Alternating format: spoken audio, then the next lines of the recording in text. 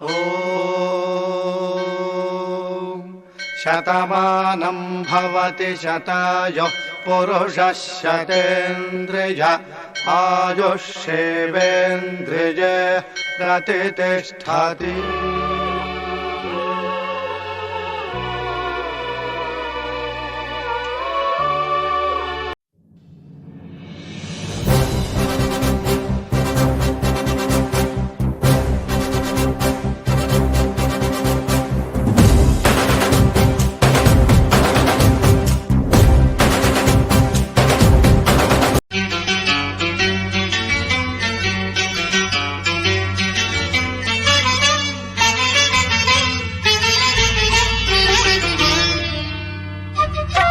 అందరూ ఎంతో ఆనందంగా జరుపుకునే పండుగ. అయితే అసలు ఈ దీపావళి ఎందుకు జరుపుకుంటారు అనే దానికి అనేక కథలు ప్రచారంలో ఉన్నాయి.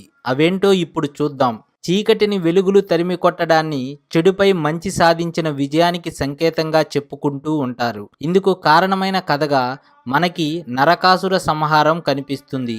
శ్రీ మహావిష్ణువు వరాహ అవతారాన్ని ధరించినప్పుడు ఆయనకి భూదేవికి జన్మించిన వాడే నరకాసురుడు.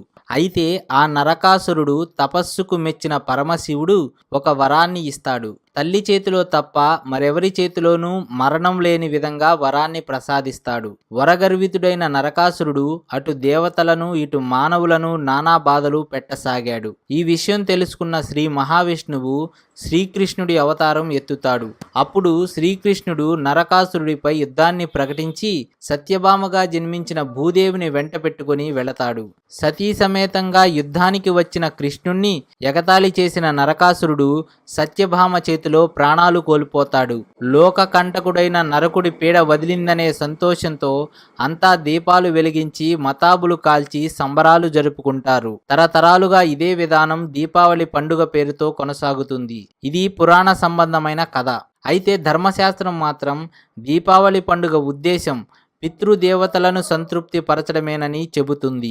దీపాలను వెలిగించి పితృదేవతలకి ఆహ్వానం పలకడం, మతాబులు కాలుస్తూ వారి రాక పట్ల సంతోషాన్ని వ్యక్తం చేయడం, తారాజువ్వలను కాలుస్తూ వారికి ఆకాశ మార్గం స్పష్టంగా కనిపించేలా చేయడమే ఈ పండుగలోని పరమార్థమని అంటుంది. అంతేకాకుండా ఈ రోజుల్లో వానలు కురవడం, చలి పెరుగుతూ ఉండడం వలన అనేక రకాలైన క్రిములు వివిధ రకాలైన వ్యాధులను కలిగిస్తుంటాయి. వాటిని నియంత్రించడం కోసమే దీపాలను వెలిగించడం, టపాకాయలు పేల్చి ఆ పొగ వల్ల అవి నశించేలా చేయడం జరుగుతుందని అంటుంటారు.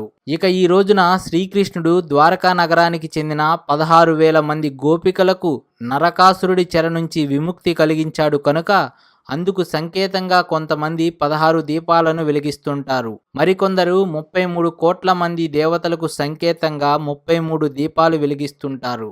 ధనత్రయోదశి, నరక చతుర్దశి, దీపావళి, బలిపాడ్యమి, యమద్వితీయ 5 రోజుల పండుగలా భావిస్తుంటారు కనుక కొందరు 5 దీపాలు వెలిగిస్తుంటారు. భూదేవి దీపం వేడిని భరించలేదట. అందువలన ప్రమిదలో ప్రమిద పెట్టి వెలిగిస్తుంటారు. ఆ బంగారు కాంతుల్లో అనుబంధాల వాకిట్లో ఆనందాల సందడి చేసేస్తుంటారు.